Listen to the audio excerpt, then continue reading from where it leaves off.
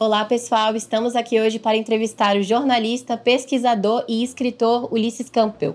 O trabalho dele de pesquisa no Presídio dos Famosos rendeu e inspirou o roteiro da série Tremembé, que vem fazendo muito sucesso no Prime Video. Bom, a gente está aqui hoje com o Ulisses. Tudo bem, Ulisses? Muito obrigada por conversar com a gente hoje. Obrigado pelo convite. É sempre um prazer estar falando com Metrópolis.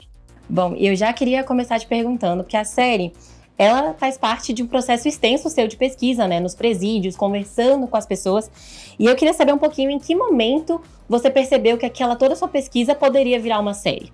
Na verdade, eu fui procurado pela Júlia Prioli, que é a head de não ficção da Amazon. Ela leu meus 2 livros, a biografia da Suzane e da Elise Matsunaga, e ela teve essa grande sacada lendo os 2 livros, que dentro da penitenciária de Tremembé, a Suzane e a Elise conviveram e disputaram o amor de Sandrão. Então foi a partir dessa sacada, como essas presas conviveram dentro da penitenciária, que nasceu a ideia de fazer uma série. Aí ela me procurou, ela adquiriu os direitos do livro dos 2 livros para o audiovisual e me convidou para fazer o roteiro da série. E nesse trabalho de pesquisa seu, que conseguiu fazer tudo isso na série, né? Rendeu tantos personagens, tantas histórias, foram todas baseadas no seu livro.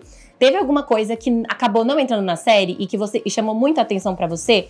Que você lembra muito daquela época das pesquisas e tudo mais? Eu acho que o que tem de mais importante a gente acabou colocando na série, a gente guardou algum dos personagens para caso haja uma continuação que não tem nada certo, então a gente fez isso também. E a gente acabou meio limitado aos presos que conviveram na mesma época, né? Por exemplo, eu queria colocar o atirador do shopping, que teve uma passagem por Tremembé, mas como ele passou pelo Tremembé nos anos 90, ele não chegou a conviver com nenhum desses presos. Então eles foram ficando de fora, usando esse critério da temporalidade. Eles tinham que ser contemporâneos na penitenciária. E falando um pouquinho sobre a série em si, eu acho que muitas pessoas que assistiram estão falando muito bem dos atores, né? De como eles estão bem caracterizados, mas também de como eles incorporaram essas pessoas. E eu queria saber se você falou com algum deles, deu algum detalhe das pesquisas, além do que eles receberam do material para se preparar para o papel. À medida que eles iam sendo contratados para o projeto, eles me procuravam a primeira tarefa deles era ler os livros, eles liam, e à medida que eles iam sendo contratados e liam os livros, eles me procuravam para querer saber muito mais além do que estava ali, para a composição do personagem, para poder entender como que é a dinâmica do presídio. Aí depois eles começaram a ter uma preparação, e a diretora de elenco, a responsável pela preparação, também organizava workshops, encontros para troca de ideia. Então, eles são atores extremamente aplicados, principalmente a Marina Rui Barbosa, a Bianca Comparato, o Lucas Oradovich. Então, eu fiquei assim, impressionado como eles são estudiosos. Eles foram muito além, assim, até do que a pesquisa ofereceu para eles. Eles começaram a se interessar por matérias publicadas. Só não teve contato com os personagens da vida real, nem os roteiristas, nem os atores. E uma outra parte da série que eu acho que são aqueles crimes que muitas pessoas não conhecem, né? Crimes que não são tão conhecidos, que acabaram ficando de plano de fundo, como coadjuvantes e tal. Eu queria que você explicasse um pouquinho a decisão de que alguns deles não tivessem o nome real na série e acabaram tendo eles trocados ali. Tem algum motivo por trás? A troca de nomes, ela foi estabelecida a partir de 2 critérios. Primeiro, critério foi na própria sala de roteiro, por uma decisão criativa, nós, roteiristas, resolvemos trocar alguns nomes para poder a gente ter um pouco mais de liberdade na hora de ficcionalizar a trama deles, costurar, né? Porque é ficção, essa interação, multi-interação. Então, para a gente fazer isso na ficção, a gente ficou mais à vontade trocando o nome de alguns deles, que não eram famosos. Um outro critério que a gente usou muito era não dar fama a quem não é famoso, porque Suzane, Elise, Cravinhos, Nardoni e Abdelmaci já eram famosos antes da gente fazer a série. Então a gente teve essa preocupação de não jogar holofotes novos a quem não era famoso. Aí depois vem critérios jurídicos também, que pouco, né, que já é uma outra etapa do processo, sugeriu que também outros nomes fossem trocados. E aí só que a gente acabou vendo que como a série ela viralizou, ela fez um sucesso que ninguém esperava que fosse um sucesso tão grande, o próprio público começou a fazer um jogo de querer descobrir quem eram aqueles criminosos de nome trocados na vida real. E aí eles foram para os livros, porque a história no livro é nome real, não tem nome trocado lá. E aí eles começaram a identificar pela história que a gente estava contando. No final, eu fiquei bem satisfeito com essa descoberta, porque aí as pessoas descobrem que os monstros que habitam o Tremembé não são só esses famosos que todo mundo sabe, né?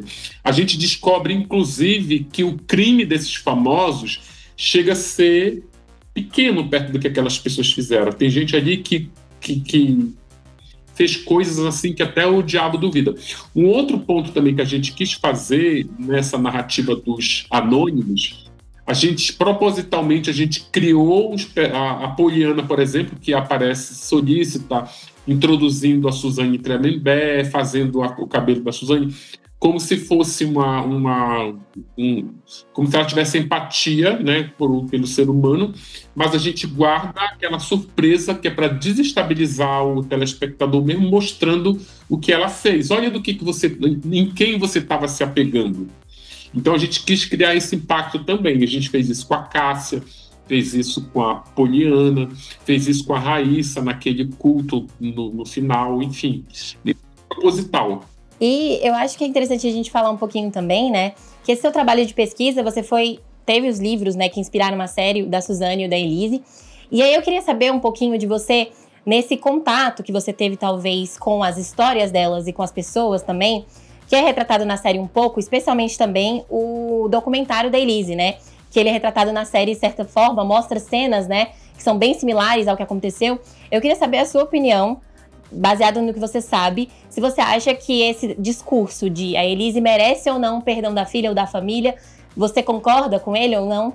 Olha, eu não me sinto à vontade em opinar sobre a concessão de perdão de alguém, né? Porque eu acho que cada um sabe a dor que esse tipo de tragédia causou, né? O que a gente se ateu aos fatos. E o fato é que naquela audiência, a família do Marcos Matsunaga não a perdoou. Para fazer o livro da Elise Matsunaga, eu conversei muito com o pai do Marcos Matsunaga. Ele ajudou bastante no livro. Todo o perfil da IOC, os bastidores da venda da IOC, foi ele que me contou. E ali ele reforçou que não perdoa a Elise, que era pelo contrário. Porque ele tinha uma revolta muito grande, porque na época a Elise Matsunaga era viúva, né, do filho dele e ainda carregava o sobrenome dele nos documentos. Ele me dizia algo do tipo assim: o que mais me deixa revoltado é que tem uma garota de programa usando o meu sobrenome. Então era isso. Além dele não ter concedido perdão, ele ainda tinha uma revolta muito grande. Que é isso que a gente levou ali para aquela audiência. Nesse tópico ainda, eu vi que você no seu Instagram tem republicado várias coisas sobre a série, né? Falando, refutando pessoas também que têm falado. E tem um vídeo seu que você republicou da Suzane, no momento, voltando pra Tremembé, ainda na época que ela namorava o Rogério. E muitas pessoas falaram naquele vídeo que acham que a Suzane te odeia. Você tem alguma opinião sobre isso? Olha, eu acho a Suzane ela é narcisista, né? Então, você vê, por exemplo, ela pode até me odiar, mas em função da série, do livro, de toda a visibilidade que meu trabalho acaba dando a ela de forma indireta, ela acaba também capitalizando com isso. Você viu, por exemplo, que ela está agora ela tinha 50 mil seguidores, ela dobrou o número de seguidores nas redes sociais, ela agora está vendendo muito mais lá aquelas bugigangas dela do que ela vendia antes, graças a essa visibilidade. E ela, então, ela já moveu alguns processos contra mim, ela perdeu todos, então eu acho que, como todo narcisista, ela fica ali ela fica naquilo, eu odeio, mas ao mesmo tempo eu consigo faturar também com isso. Apesar do sucesso da série, a série tá entrando num momento meio daquela discussão do true crime, sobre se a série glamoriza, romantiza certas histórias. Qual é a sua opinião sobre isso? Você acha que especialmente certas histórias como Christian e Daniel, que têm sido muito faladas por um fato de estar indo para um lado um pouco mais humanizado, tem alguma coisa a ver? Qual é a sua opinião sobre esse tema? Olha, eu acho que toda vez que entra nessa polêmica, a primeira coisa que a gente tem que fazer é discutir os conceitos, porque a gente tem aí humanização, romantização e glamorização.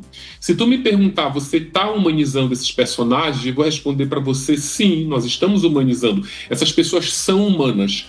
O que as pessoas não estão preparadas é para se deparar com essa verdade. As pessoas acham que um criminoso, famoso ou não, quando ele entra numa penitenciária para cumprir uma pena, eles acham que o mundo congela. O mundo não congela para eles. Eles continuam vivendo, comendo, trabalhando, namorando. Eles têm espaço ali dentro da penitenciária para transar. Então as pessoas elas ficam chocadas com essa realidade. Então não é nós que estamos humanizando. As pessoas, literalmente, elas são monstros porque elas cometeram assassinatos brutais, mas elas continuam respirando o mesmo ar que a gente respira. E aí sempre cai naquela discussão de que o brasileiro ele se incomoda muito quando os crimes de grande repercussão têm CEP. Tem um CEP brasileiro, isso deixa o público desestabilizado. Mas a partir do momento que eles acompanham uma história de um crime tão brutal quanto, ou até mais, nos Estados Unidos ou na Europa, eles ficam mais à vontade por conta da distância dessa narrativa. Então eu acho que é isso. Em relação à romantização, que eu acho que ela vai muito embaixo desse guarda-chuva da humanização, porque se eles namoram, eles fazem romance, então tá dentro. Agora o que a gente não faz é glamorizar. Você não vê nenhum desses personagens, a gente colocando ele como se eles fossem exemplos a ser seguidos, como se eles estivessem conquistando medalhas, conquistando algum tipo de notoriedade além da que ele já tem. A gente não transformou nenhum preso em famoso, porque todos os que estão lá já eram famosos. Em relação ao Daniel Cravinhos, o arco dele na vida real é esse. O Daniel Cravinhos ele carrega uma culpa colossal, não só de ter matado o pai da Suzane, mas por ter arrastado o irmão para esse crime. Então, ele prova isso nos exames criminológicos com laudo psicológico.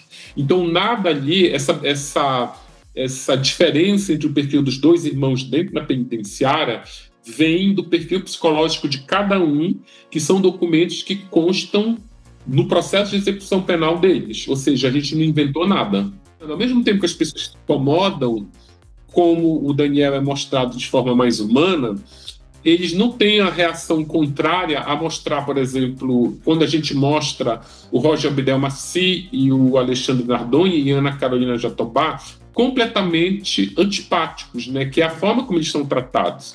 Você vê que eles não existe uma rejeição da população carcerária, mas as pessoas elas preferem se incomodar mais quando aparece um elemento mais humano no personagem.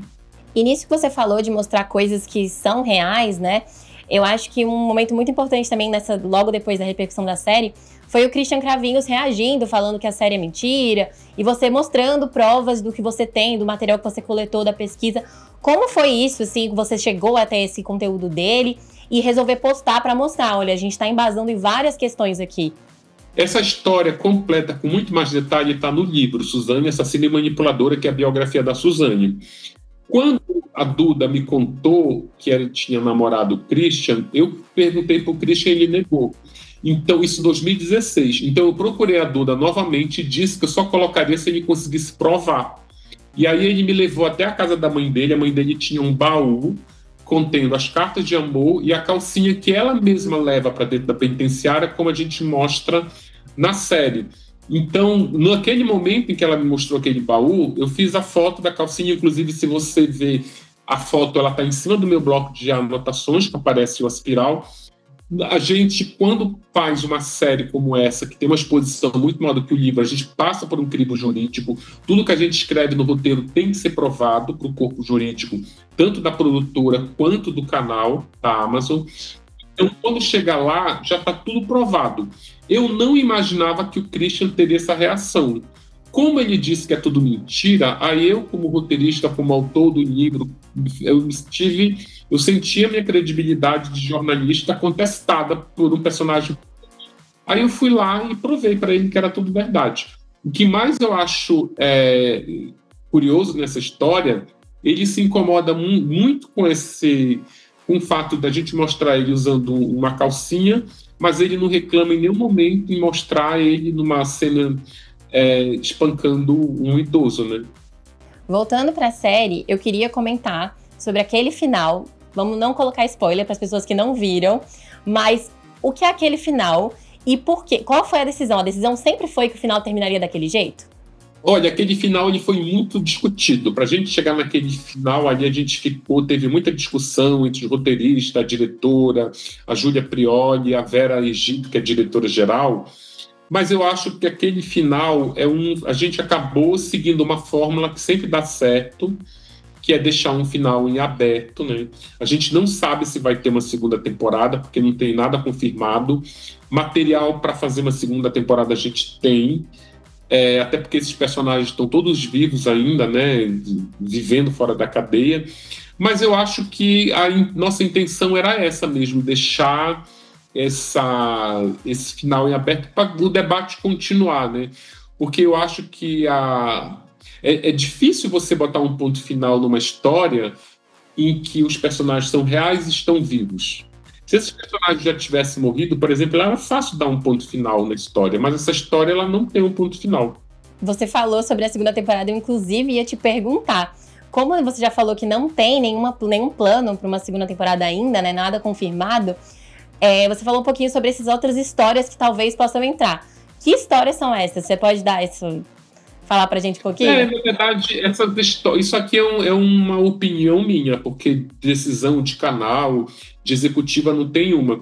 Mas eu, como telespectador, por exemplo, eu observo que tem muitos personagens que estão plantados lá, que são personagens importantes, as pessoas já perceberam isso, que estão ali. Tem o Pimenta Neves, tem o Gil Rugai, tem outros que eu não lembro agora, que estão ali, né? O Lindenberg está lá também. Então essas pessoas estão lá, mas assim a gente não tem. A gente quis colocar também eles lá para poder fazer valer o subtítulo da prisão dos famosos. Mas o que eu tenho de concreto agora é que a gente não tem nenhuma confirmação de segunda temporada. Se tu me perguntar quer que tenha, eu vou responder quero. Agora quem decide sou eu, não. Não, e eu acho que é uma pergunta porque as pessoas não sabem, às vezes, que o livro é só inspirado no da Suzane e no da Elise, né? E tem o livro Tremembé que tem outros personagens, Robinho, Thiago Brenan, que estão presos lá e são mais recentes, né? E aí eu acho que as pessoas têm essa pergunta, essas dúvidas de talvez vê-los, né, na série, eventualmente. As pessoas criam uma expectativa muito grande, né? Isso é verdade. Mas, assim, não tem uma confirmação. Também a série acabou de ser lançada e a gente entra num turbilhão de divulgação, a gente não consegue nem pensar em nada, a gente ainda está com todos os trabalhos focados para essa primeira temporada, porque depois que é lançado, vem uma segunda avalanche de trabalho, de participar de evento, de entrevista, de divulgação. Para finalizar, eu queria te perguntar sobre sua carreira de escritor. Se tem algum plano para algum livro seu de true crime nos próximos anos, nos próximos meses, quem sabe? Então, para o próximo ano eu vou lançar o volume 2 de Tremembé, que ele é uma trilogia. Então eu vou trazer o volume 2 do livro Tremembé, que a previsão de lançamento é para novembro do ano que vem. Tá bem. Muito obrigada, Ulisses, por conversar com a gente. A gente deseja todo sucesso com a série e torcendo para uma segunda temporada. Também estou torcendo. Obrigado, viu? Obrigada. Tchau, tchau. Para ficar por dentro do conteúdo de Tremembé e de outros assuntos ligados ao entretenimento, basta nos acompanhar no metrópolis.com e no nosso canal do YouTube. Até mais!